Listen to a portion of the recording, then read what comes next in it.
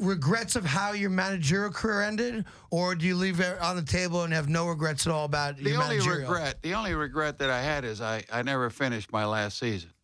I went home last week of August. Right. My mom was really sick, and I kept getting calls from my aunt telling me, you got to come home, you got to come home. We weren't going anywhere that year. Right. So I talked to the general manager and ownership, and they allowed me to go home. And I'm really thankful because they paid me the rest of the year. They really didn't have to. Right? Yeah, nice people. So Nice people there in by Chicago. you.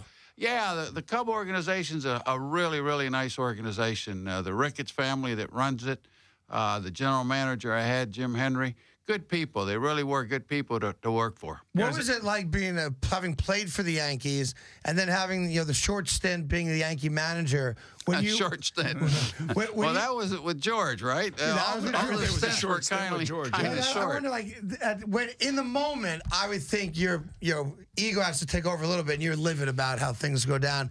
20 years later, you've probably reconciled, and it is what it is. Yeah, it was reconciled when I left. Look, I'm always been extremely thankful to Mr. Steinbrenner for giving me an opportunity.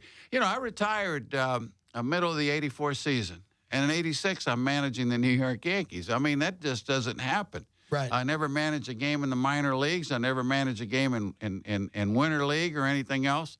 Mr. Steinbrenner gave me that opportunity. And I had a special relationship with him. And I saw what went on with a few of the other managers, and I said, that'll never happen to me. Billy Martin, in particular, yes. I'll be here forever. This will be great. Yeah, but, he was tough. He was tough to work for. He taught me a lot, though. Look, if it hadn't been for him, I'd have probably never embarked on a managing career, because at that time, I probably would have never gone down to the minor leagues to manage. I'd have probably never gone to Winter League to manage. And he gave me that opportunity. But, boy, I'll tell you what, it wasn't easy for the 3 years I was there. Well, when you take a look at your career, I mean, you are literally baseball royalty. I mean, it's the Yankees, it's the Cubs, it's the tenure that you had out there with A-Rod in Seattle, winning 116 games, and Griffey Jr., of course, and then going back to the Tampa Bay Rays, and I mean, just so many things that you did. The book is going to be great. I think it's going to be great. Hopefully it captures every aspect of it. I would imagine I think it will, right? Yeah. We talk about all these things, a lot of the funny things that happened during my career, the great years I spent with the Yankees with Thurman and Bobby Mercer and Catfish Hunter and Guidry and Bucky Dent and Reggie and the rest of these guys. And, I was fortunate. I managed many great players. We can start here in New York with the Winfield and the Ricky Hendersons. We can go to Cincinnati with Barry Larkin and Eric Davis and Paul O'Neill.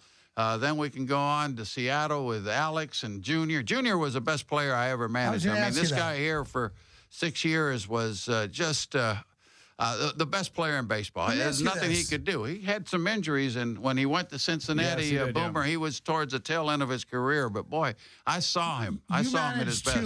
Not even arguably, two of the purest talents in the history of baseball, and Alex Rodriguez and Ken Griffey Jr. I think you were very close with Alex, at least early on in his career. Brought him up as an 18-year-old kid. And you had him up until, I think, '94. I wondered, as a baseball guy, knowing that just pure raw talent, you coached two of the best, maybe of all time. When Alex decided to go down the road he went, did you ever counsel him or talk to him? And I would think that had to hurt you to your core somewhat. A guy like that did what he did. It did. It did bother me a lot. It really did. The amazing thing is, I managed when I played. Steroids weren't part of the clubhouse. If there were steroids in my era, it had to be very minute.